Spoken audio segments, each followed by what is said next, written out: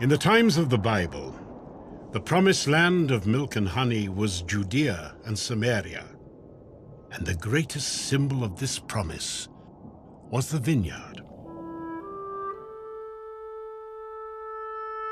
For centuries, these regions were covered with vibrant, fertile grapevines. But after the destruction of Jerusalem in 70 AD, the Romans uprooted the vines and took them to Italy. For nearly 2,000 years, no vineyards existed on these mountains. But in the late 1990s, a few Jewish men came here with a goal to change that. Men like Yaakov Berg.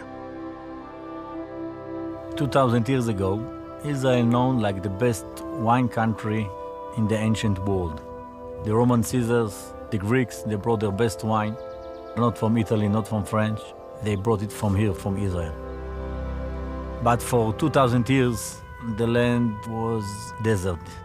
It was impossible to grow something on those lands. And actually, a lot of people tried, and they couldn't succeed.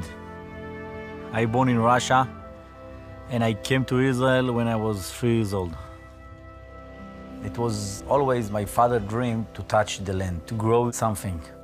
You know, if you will ask my father, do you believe that your son will own a vineyard or a winery in Israel, back then in Russia? I mean, he will cry or laugh, but for sure he's not going to believe to that. I remember when we started to plant the vineyards, everything it was rock. We need to drill into the rock in order to plant the vines. Everybody says, all the experts says, it's not going to work. Nothing will grow here.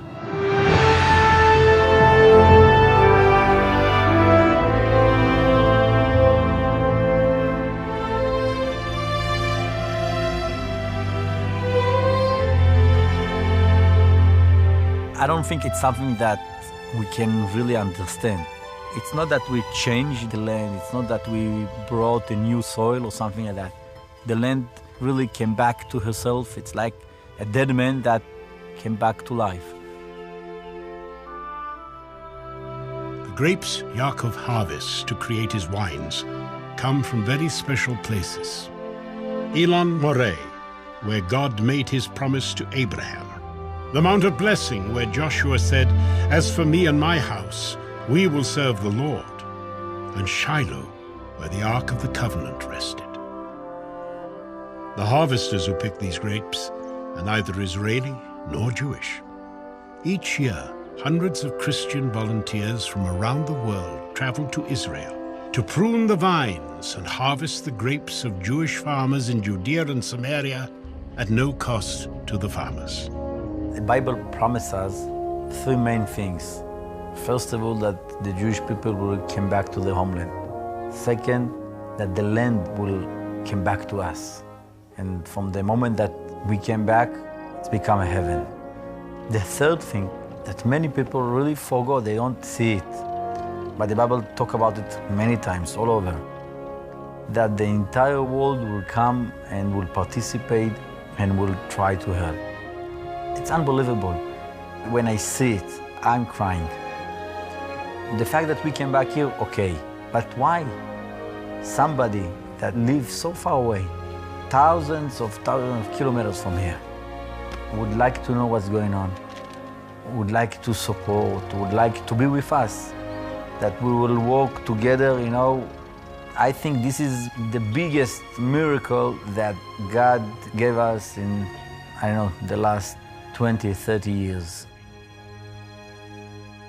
Everybody that will come to Israel, touch the land and touch the people, it will change his life.